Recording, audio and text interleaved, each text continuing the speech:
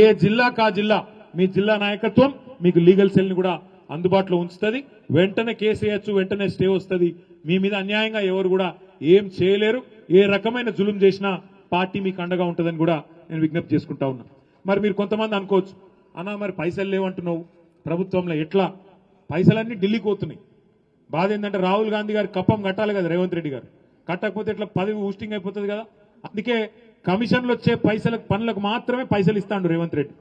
రైతు బంధు ఇస్తే కమిషన్ రాదు, అందుకే రైతు బంధు ఇయ్యడు. పెన్షన్లు పెంచితే 2000 4000 చేస్తే కమిషన్లు రావు, కాబట్టి దాన్ని తీసుకోడు. మహిళలకు నెలకు 2500 ఇస్తా అన్నాడు, మహాలక్ష్మి అన్నాడు, అది ఇయ్యడు, కమిషన్ రాదు. మరి ఏం చేయాలా? ఢిల్లీకి పైసలు పంపనీకి మూటలకు దానికోసం మాత్రమే కొన్ని కార్యక్రమాలు చేస్తున్నాడు. అందులో మీ దగ్గర ఒక దుర్మార్గమైన ప్రచారం చేస్తున్నాడు. ఏది మూసీ సుందరీకరణ అట ఈయన చేయబోతే మనం అడ్డుకున్నామంట.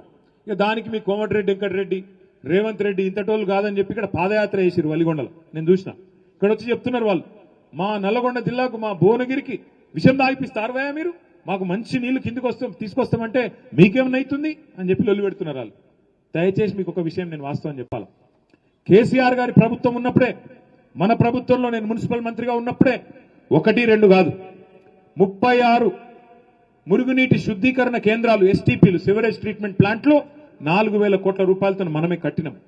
కట్టి మూసీలోకి వచ్చే నీటిని మొత్తాన్ని 100% సివరేజ్ ట్రీట్మెంట్ చేసిన ఘనత మన నాయకుడు కేసీఆర్ గారిదనే మాట నేను మీకు విజ్ఞప్తి చేస్తా ఉన్నా. సరే, మొత్తం పని కాలే, ఇంకా కొంత పని మిగిలి ఉండే.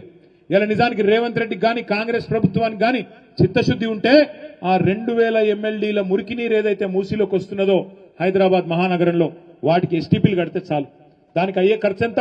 సుందరీకరణకు ఎస్టీపీలు కట్టడానికి మొత్తం అయ్యే ఖర్చు 16,000 కోట్లు. ఈ లెక్క కూడా మనమే గతంలో డిపిఆర్ తయారు చేసి పెట్టినాం. కానీ రేవంత్ రెడ్డి గారు ఏమంటున్నారు? 1,50,000 కోట్లు ఖర్చు పెడతారంట దానికి. 16,000 కోట్లతో అయిపోయే పనికి 1,50,000 కోట్లు అంటున్నాడు. దాన్ని అడ్డుకున్నాం మనం. ఈ దోపిడీ కరెక్ట్ కాదు. 16,000 కోట్లలో అయిపోయేదానికి 1,50,000 కోట్లు ఎందుకు చేస్తున్నావు? మీ ఢిల్లీ బాసులకు మూటలు పంపేందుక అని అడ్డుకుంటే ఇక్కడికి వచ్చి బదనాం చేస్తున్నాడు.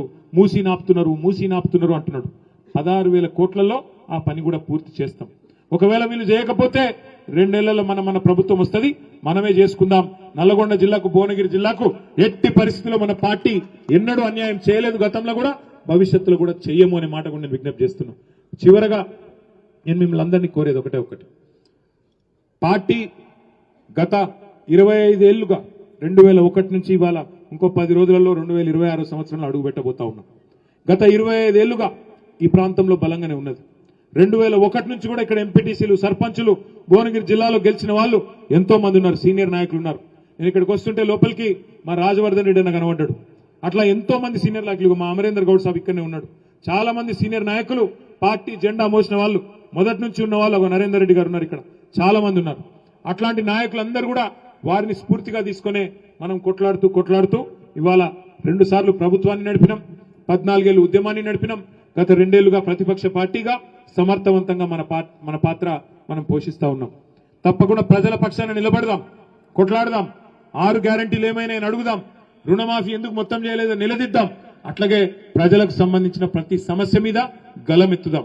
కానీ మళ్ళీ ఒకసారి కోరుతా ఉన్నా, ఏది ఏమైనప్పటికీ, ఎన్ని రకాల పరస్పర అభిప్రాయ భేదాలున్నప్పటికీ, ఎన్ని రకాల పంచాయతీలు మన మధ్యలో ఉన్నప్పటికీ, రేపు జిల్లా పరిషత్ ఎన్నికల్లో, తర్వాత వచ్చే అసెంబ్లీ ఎన్నికల్లో మాత్రం అన్ని పక్కన పెట్టి ఒకటే లక్ష్యం, మళ్ళీ మన నాయకుడు కేసీఆర్ గారు తిరిగి ముఖ్యమంత్రి కావడానికి కంకణబద్ధులమై పనిచేద్దాం. దయచేసి చిన్న ఏమన్నా ఇబ్బందులుంటే పక్కకు పెడదాం. మన అభ్యర్థులు గెలిపే లక్ష్యంగా పనిచేద్దాం. అది జిల్లా పరిషత్ అయితేనేమి, ఎంపీటీసీ అయితేనేమి, రేపటి రోజున అసెంబ్లీ ఎన్నికలు అయితేనేమి, దేనికైనా కూడా ఒక్కసారి కేసీఆర్ గారు కారు గుర్తు మీద ఎవరైనా అభ్యర్థి వచ్చిండు అంటే ఆయననే కేసీఆర్ అనుకోవాలా, ఆయనకు ఓటేస్తే కేసీఆర్ గారికే ఓటేస్తున్నా అనుకోవాలా. మళ్ళీ రాష్ట్రాన్ని మళ్ళీ పట్టాలెక్కించడానికి, దారి తప్పిన వ్యవస్థను మళ్ళీ గాడిలో పెట్టడానికి ఒక అవకాశంగా తీసుకొని రేపు జిల్లా పరిషత్లో గాని, మండల పరిషత్లో గాని, తర్వాత వచ్చే మున్సిపల్లో గాని, ఆ తర్వాత వచ్చే శాసనసభ ఎన్నికల్లో గాని గట్టిగా నిలబడి కొట్లాడదాం. ఇవాళ సర్పంచ్ల గెలుపు మనకు స్ఫూర్తినిచ్చింది. సర్పంచ్ ఎలక్షన్ లో మన పార్టీ అభ్యర్థులు చేసిన పోరాటం మనకు ఉత్సాహాన్ని ఇచ్చింది. ఈ ఉత్సాహంతోనే ముందుకు పోదాం. భవిష్యత్తులో ఇంతకుముందే నేను చెప్పినట్టు సంస్థాగత నిర్మాణం చేసుకుందాం. 2026లో మెంబర్షిప్ చేసుకుందాం, కొత్త కమిటీలు వేసుకుందాం. ప్రతి జిల్లా కార్యాలయం కలకల్లాడుతూ ఉండే విధంగా ప్రతి నియోజకవర్గంలో పటిష్టమైన యంత్రాంగ నిర్మాణం చేసుకొని శిక్షణ తరగతులు పెట్టుకుందాం. గెలిచిన సర్పంచ్లకు, ఎంపీటీసీలకు, జెడ్పీటీసీలకు వర్క్ షాపులు పెట్టుకుందాం. కార్యకర్తల శిక్షణ శిబిరాలు పెట్టుకుందాం. మీరు ఎక్కడికి పిలిచినా రాష్ట్రంలో తప్పకుండా వెంటనే వచ్చి మీ ముందుండి మీ కష్టంలో సుఖంలో నేను కూడా మీతో ఉంటా, మీ అన్నగా, మీ తమ్ముడుగా అని మళ్ళొక్కసారి మీకు విజ్ఞప్తి చేస్తూ ఈ అవకాశం ఇచ్చిన యాదాద్రి భువనగిరి జిల్లా నాయకత్వం మొత్తానికి పేరు పేరున ధన్యవాదాలు, శుభాకాంక్షలు తెలియజేస్తూ గెలిచిన సర్పంచులకు, ఉప సర్పంచులకు మళ్ళొక్కసారి అభినందనలు తెలియజేస్తూ జై తెలంగాణ. హలో, ఎవరు రావద్దు, ఎవరదు, ఓన్లీ తెలిసిన వాళ్ళు రాండి.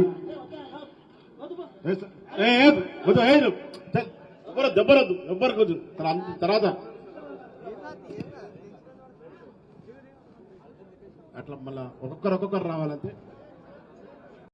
ప్రభుత్వ మాజీ విప్, ఆలేరు మాజీ శాసనసభ్యురాలు సోదరి శ్రీమతి సునీత మహేందర్ రెడ్డి గారికి, గౌరవ రాజ్యసభ మాజీ సభ్యులు పెద్దలు శ్రీ బడుగుల లింగయ్య యాదవ్ గారు, గౌరవ మాజీ శాసన మండలి సభ్యులు సోదరులు శ్రీ కర్ణే ప్రభాకర్ గారు, గౌరవనీయులైన మాజీ శాసనసభ్యులు శ్రీ బూడిద భిక్షమయ్య గౌడ్ గారు, గౌరవనీయులు మొన్ననే మన భువనగిరి పార్లమెంట్ నుంచి మీ అందరి ఆశీస్సులతో పోటీ చేసిన అన్న శ్రీ క్యామ మల్లేష్ గారు, నకరేకల్ మాజీ శాసనసభ్యులు సోదరులు శ్రీ చిరుమర్తి లింగయ్య గారు, తుంగతుర్తి మాజీ శాసనసభ్యులు సోదరులు శ్రీ గ్యాదరి కిషోర్ కుమార్ గారు, మునుగోడు మాజీ శాసనసభ్యులు సోదరులు శ్రీ కూసుకుంట్ల ప్రభాకర్ రెడ్డి గారు, వేదిక పైన ఆసీనులైన గౌరవనీయులైన కార్పొరేషన్ల మాజీ అధ్యక్షులు, జిల్లా మరియు రాష్ట్ర స్థాయి ముఖ్య నాయకులు, అట్లాగే మరి వేదిక పైన ఆసీనులైన గౌరవనీయులైన ప్రజాప్రతినిధులు,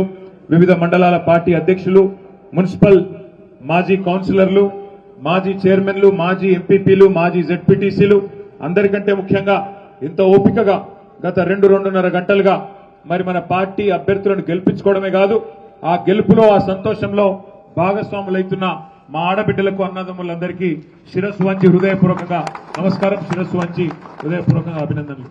పత్రికా మిత్రులకు కూడా ప్రత్యేకంగా నమస్కారం.